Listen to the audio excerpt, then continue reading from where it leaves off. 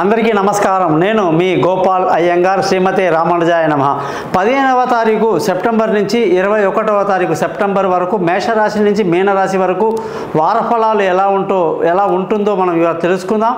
ముఖ్యంగా మీకు ఇవాళ చాలా విచిత్రమైనటువంటి ఖగోళ రహస్యాలు ఏవైతే ఉన్నాయో, రాసులు అంటే ఏమిటి, నక్షత్రాలు ఏమిటి, తారాబలం ఏమిటి, చంద్రబలం ఏమిటి, ఎన్ని ప్రశ్నలు వస్తాయంటే అసలు దీనికి మెయిన్గా చాలామంది ఏదో గుడ్డిగా నా పేరు పలానా రమేష్, నాది తులారాశి, నా పేరు మధు, నా పేరు సింహరాశి, నా పేరు చంద్రశేఖర్, నాది మేషరాశి, ఇలా ఎవరు పడితే వాళ్ళు ఏదో పేరు బట్టి చెప్పేసుకుంటారు. ఒకటి.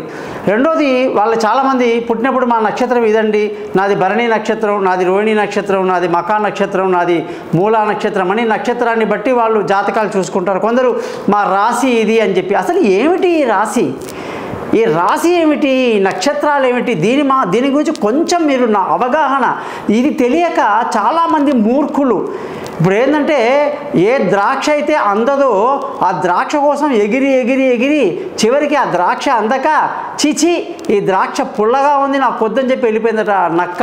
అట్లాంటి కథ మన జాతకాల్లో ఏంటంటే చాలామంది ఈ ప్రపంచంలో జరుగుతున్నటువంటి ఈ యొక్క సంగ్రామంలో మనిషి యొక్క వివేకం అంతా కూడా కొట్టుకుపోతుంది, జ్ఞానం పోతుంది, అజ్ఞానం పెరిగిపోయింది, రాత్రిళ్ళు జీవనశైలి రాత్రిల్లో పెరిగిపోయింది, పగలు లేటుగా లేవటం, ప్రకృతికి విరుద్ధంగా ఎన్నో పనులు మనం చేస్తున్నాం. ప్రకృతి పుట్టినప్పటి నుంచి ఈ రోజు వరకు కూడా ప్రకృతిలో ఏ మార్పు రాలేదు, ప్రకృతి లాగానే ఉంది. కానీ ప్రకృతి యొక్క రూపాన్ని దాల్చిన మానవుడు, ప్రకృతి యొక్క పంచభూతాలని దాల్చిన మానవుడు అనేక రకాల పిచ్చి వేషాలు వేస్తూ ఇవాళ సర్వనాశనానికి దారి తీసేటువంటి యుగంలో మనం ఉన్నాం. ఏ మనిషినైనా సరే కదిలిస్తే రూపాయి నాలెడ్జ్ లేదు, జ్ఞానం లేదు, పండితుడు అనేవాడు వెతికినా కనిపించని ప్రపంచంలో ఉన్నాం మనం. మనకు కనిపించిన నలుగురు పెద్ద మనుషులను చూసుకొని వీళ్ళు పండితులు అనుకుంటున్నాం. కానీ కేవలం స్వార్థపరులు, మీడియా కోసం ఏదంటే అది మాట్లాడేవాళ్ళు, మీడియాలో కనిపించాలని తప్పించే వాళ్ళే తప్ప నిజమైనటువంటి యోగులు, జ్ఞానులు అందరూ కొట్టుకుపోయారు. అటువంటి పరిస్థితిలో ఈరోజు అందరూ కూడా జాతకం చెప్పాలి అంటే అసలు రాశి అంటే ఏమిటి, నక్షత్రమే ఏమిటి, లగ్నం అంటే ఏమిటి, అసలు దీన్ని నమ్మాలా నమ్మొద్దా? చాలామంది జాతకాల మీద చాలా నెగిటివ్గా కామెంట్లు చేసేస్తుంటారు. పని పాట లేని వాళ్ళు కూర్చొని మాట్లాడుకునే మాటలు ఇవన్నీ అని చెప్పేటువంటి దౌర్భాగ్యపు పరిస్థితి వచ్చింది. కానీ ఒక్క మాట మీ ముందు ఇవాళ చెప్పదలుచుకుంది ఏమిటంటే, మనం ఉన్నటువంటి భూమి 360 డిగ్రీలో ఉంటుంది. ఈ 360 డిగ్రీలు ఏదైతే ఉందో భూమి యొక్క చుట్టూ వాతావరణంలో ప్రతి 30 డిగ్రీని ఒక రాశి అంటాం, ఒక జోడియాక్ అంటాం. మేషరాశి, వృషభ రాశి, మిథున రాశి, కర్కాటక రాశి, సింహం, కన్య, తుల, వృశ్చికం, ధనుసు, మకరం, కుంభం, మీనం అనే రాశులు 12 భూమి చుట్టూ ఉంటాయన్నమాట. అనంత విశ్వంలో మనమున్న ఖగోళంలో భూమి చుట్టూ ఉండేటువంటి 360 డిగ్రీలు ఈ విధంగా ఏర్పడ్డాయి. ఇందులో ఒక్కొక్క భాగాన్ని ఒక్కొక్క రాశి అంటున్నాం. అది అమెరికా కాదు, జపాన్ కాదు, చైనా కాదు, ప్రపంచంలో ఉన్న ప్రతి ఒక్క వ్యక్తి కూడా ఒప్పుకోవాలి తీరాల్సినటువంటి ఖగోళ శాస్త్రం. మరి ఈ జోడియాక్ పేరు పెట్టారు, బాగుంది. రాసులు మనము మానవ జన్మ పుట్టిన 50,000 ఏళ్ళంట. అందులో హిందూ యొక్క ధర్మంలో ఎప్పుడో సనాతన ధర్మంలో చెప్పినటువంటి ఈ రాసుల గురించి కానీ 12 రాసులు 27 నక్షత్రాల గురించి కూడా శ్రీకృష్ణుడు రోహిణి నక్షత్రంలో పుట్టాడంటే ఎక్కడిదంటే అది 5,550 సంవత్సరాల కింద మాట. అంతకంటే చాలా పాతకాలంలో రాముల వారు పునర్వసు నక్షత్రంలో పుట్టారు అంటారండి. నరసింహస్వామి సత్యయుగంలో స్వాతి నక్షత్రంలో పుట్టారంటారండి. ఇలాగా ఆ దేవుళ్ళకే నక్షత్రాలు ఉన్నాయండి. మనది ఆ చరిత్ర అన్నమాట. మరి ఇది నమ్మకపోవడానికి కారణం ఏమిటండి? కేవలం అజ్ఞానం తప్ప, ఒళ్ళు పొగరు తప్ప, సబ్జెక్ట్ నేర్చుకోవాలి అనే తపన లేదు, చెబితే అర్థం కాని పరిస్థితి. ఇవాళ మేము ఎంతోమంది స్టూడెంట్ చూస్తున్నాం.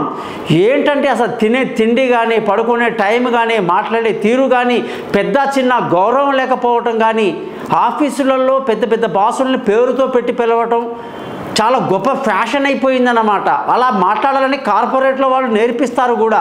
ఇదంతా చండాలమైనటువంటి పరిస్థితి. మనదంతా గురు శిష్య పరంపర. గురువుకి గౌరవంగా పేరు పాదాభివందనం చేయడమే కాదండి, ఆయన బట్టలు ఉతకడం, ఆయనకు వంట చేసి పెట్టడం, ఆయన ఆశ్రమాన్ని శుద్ధంగా పెట్టడం, ఆయన చెప్పిన 4 మంచి మాటలు చేతులు కట్టుకొని వినడం, అలాంటివన్నీ గతంలో జరిగినాయి. అది నిజమైనటువంటి గురు శిష్య బంధం అన్నమాట. ఇప్పుడు అవన్నీ కూడా కొట్టుకుపోయినటువంటి పరిస్థితి. నాకైతే ఒక్క పైసా అంటే ఒక్క పైసా కూడా అనుమానమే లేదు. మనం జస్ట్ చాలా భయంకరమైనటువంటి నీచ స్థితిలోకి వెళ్తున్నాం అన్నమాట. కాబట్టి మీరందరూ కూడా రాశి అంటే ఏమిటి, నక్షత్రం అంటే చిన్నగా చెప్తాను, దయచేసి వినండి. ఈ ఖగోళంలో ఏదైతే 300 డిగ్రీలో ప్రతి 30 డిగ్రీని మనం ఒక రాశి అంటున్నాం. అందులో మొదటి దాన్ని మేషరాశి అని, చివరి దాన్ని మీనరాశి అని అంటున్నాం. ఈ రాశులు పర్మనెంట్గా ఉంటాయండి, ఇవి కదలవు. ఈ రాశి అనేటువంటి రైల్వే ట్రాక్ అన్నమాట. ఈ ట్రాక్లో ఇది రైల్వే ట్రాక్. మరి రైల్వే ట్రాక్ అంటే ఇప్పుడు హైదరాబాద్ నుంచి మనం వెళ్ళిపోయాం, తిరుపతికి వెళ్ళిపోయాం. తిరుపతికి వెళ్ళేటప్పుడు ఎన్ని స్టేషన్లు వస్తాయండి బాబు? అలాగా 27 స్టేషన్లు వస్తాయన్నమాట.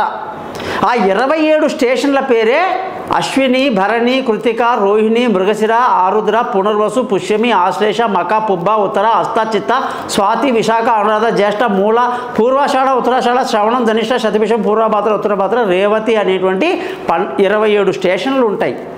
ఈ 27 స్టేషన్లు కూడా కదలవు. స్టేషన్ ఎక్కడ కదులుతాయండి? రైల్వే ట్రాక్ ఏమైనా కదులుతుందా అండి? రాసులు కదలవు, నక్షత్రాలు కదలవు, అలా ఉంటాయి. అందులో ప్రయాణించేటువంటి 9 గ్రహాల చరిత్రనే జ్యోతిష్య శాస్త్రం. ఈ 9 గ్రహాలు ఏ ప్లేస్లో ఉంటే ఉచ్చ స్థితిలో ఉంటాయి, ఏ ప్లేస్లో ఉంటే నీచ స్థితిలో ఉంటాయి అనే తమాషా చాలా ఉంటాయి అన్నమాట కథలు ఇందులో. మేషరాశిలో సూర్యుడు ఉచ్చ స్థితి అంటే ఏప్రిల్ 14 నుంచి మే 14 వరకు ఎండ ఎట్లా ఉంటుందని సూర్యుడి ప్రభావం. అదే సూర్యుడు అక్టోబర్ మంత్లో ఎప్పుడైతే తులారాశిలో ఉంటాడో పూర్తిగా క్షీణించిపోయి డల్గా ఉంటాడు, మబ్బులు ఉంటాయి, టెంపరేచరే ఉండదు, చలి మొదలైపోతుందన్నమాట. అలాగే గురువు మనకు ఎక్కడో ఉన్నాడు, గురువు బృహస్పతి, ఆయన మకర రాశిలో వచ్చేసరికి నీచ స్థితిలో బాగా డల్గా ఉండి కర్కాటక రాశిలో ఉచ్చ స్థితిలో బ్రహ్మాండమైనటువంటి పవర్ చూపిస్తాడట. శుక్రుడు మీనరాశిలో చాలా పవర్ఫుల్గా ఉండి కన్యారాశిలో చాలా డల్గా ఉంటాడట. శని మేషరాశిలో చాలా డల్గా ఉండి తులారాశిలో ఉచ్చ స్థితిలో ఉంటాడట. ఎన్ని తమాషాలు చూడండి. సూర్యుడికి శనికి పడదు. పడదు అంటే ఏమిటి? మేషరాశి సూర్యుడికి ఉచ్చమైతే ఈ యొక్క తులారాశి వచ్చేసి శనికి ఉచ్చస్థితి. ఏదైతే ఆయనకు నీచమో ఈయనకి ఇది ఉచ్చ, ఆయనకు ఉచ్చ ఈయనకి నీచ అన్నమాట. అటువంటి పరిస్థితులన్నీ కూడా ఈ యొక్క జ్యోతిష శాస్త్రంలో చెప్పడం జరుగుతుంది. మీరందరూ కూడా జ్యోతిష శాస్త్రాన్ని ఏమాత్రం కూడా ఎగతాళి చేసే వాళ్ళని పళ్ళు రాలగొట్టమని చెప్తున్నా. అలాగే శాస్త్రాన్ని దైవికంగా స్వీకరించాలి. భగవంతుడి యొక్క స్వరూపం ఇది. దీనిని అందరూ కూడా చాలా భక్తి శ్రద్ధలతో పాటించాలి. మన యొక్క విధి రాతలు ఎలా ఉంటాయో తెలియజేసేటువంటి శాస్త్రం కాబట్టి మీరందరూ ఈ శాస్త్రానికి గౌరవిస్తారని చెప్పేసి ఆశిస్తూ మీ గోపాలయ్య గారు.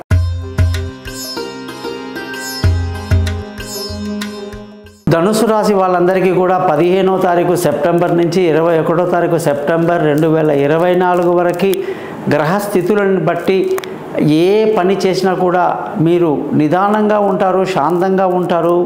మీ దాంట్లో ఆ గడిబిడి లేదన్నమాట. కాబట్టి నెగిటివ్గా వెళ్ళకండి. నెగిటివ్ అవకాశాలు ఎక్కువ ఉంటాయి. చెడు చెప్పే వాళ్ళతో కలవకండి, చెడు నేర్పించే వాళ్ళతో ఉండకండి. ఇది ఎవరైనా సరే, కుటుంబ సభ్యులు కానీ, భార్య కానీ, భర్త కానీ, ఎవరైనా నెగిటివ్ థాట్కి వెళ్ళకండి, నెగిటివ్ డిసిషన్ తీసుకోకండి. ఇది చాలా క్లియర్గా చెప్తున్నా.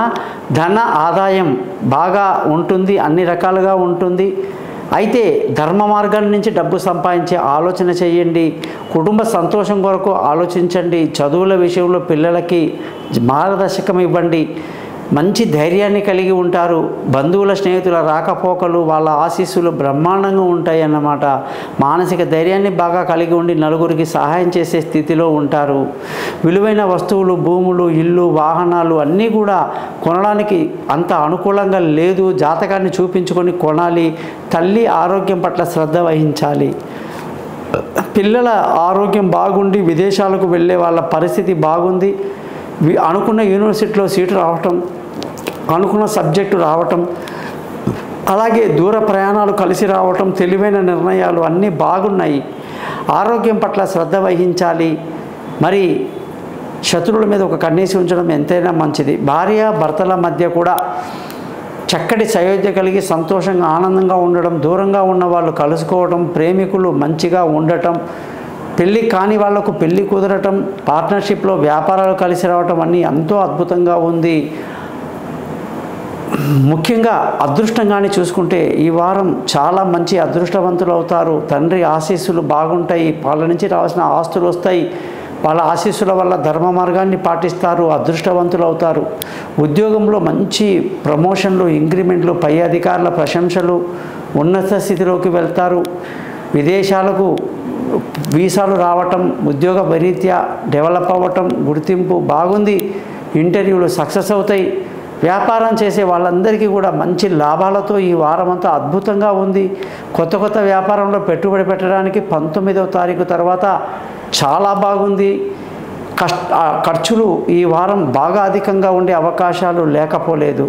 ధనుసు రాశి వాళ్ళందరూ కూడా తమ యొక్క గ్రహాలకు అధిపతి గురువు కాబట్టి, గురువు అంటే దత్తాత్రేయ స్వామి అని చాలా కాలంగా జనాలు నమ్ముతారు. దత్తాత్రేయ స్వామి గుడికి వెళ్తారు, శ్రీ దత్త అని చెప్పేసి మంత్రాలు చదువుతారు, గురు చరిత్ర చదువుకుంటారు, శనగలు ప్రసాదం చేసి గుళ్ళో గురువారం పంచుతారు. గురువారం నాడు కనకపుష్యరాగం అనే రాయిని 3 క్యారెట్ల బరువు 16,000 జపాలు ఒరిజినల్ సర్టిఫికేట్తో మా దగ్గర ఉంటుంది. దానిని వెంకటేశ్వర ఆంజనేయ స్వామి గుళ్ళో, సుబ్రహ్మణ్య అదే మీకు నచ్చిన గుళ్ళో పూజలో పెట్టి చూపుడు వేలికి ధరించి మీరు దేవానాంచ ఋషీనాంచ గురు కాంచన సన్నిభం బుద్ధిమంతం త్రిలోకేశం తం నమామి బృహస్పతి అనే మంత్రాన్ని 16 సార్లు చదువుతూ, వీలైతే 108 సార్లు చదువుతూ గడపండి. అనేక శుభాలు జరుగుతాయి. కనకపుష్యరాగాన్ని చూపుడు వేలికి గురువారం ధరించిన తర్వాత మీకు అనేక శుభాలు ఖచ్చితంగా జరుగుతాయని ముమ్మాటికి చెబుతున్నా. అలాగే మీరందరూ కూడా ఆ గురు చరిత్రలో అనేక గురువులు ఉంటారండి. చాలామంది కృష్ణం మందే జగద్గురు అంటారు, కృష్ణుడిని ఆరాధిస్తారు, భగవద్గీత చదువుతారు, కొందరు సుందరకాండ పారాయణం చేస్తూ ఉంటారన్నమాట. ఇవన్నీ కూడా మీకు ధనుసు రాశి వాళ్లకు ఎంతో మేలు కలిగించేటువంటి విషయాలుగా గ్రహించండి. నేను చెప్పిన విధంగా చేయండి, సక్సెస్ మీదే.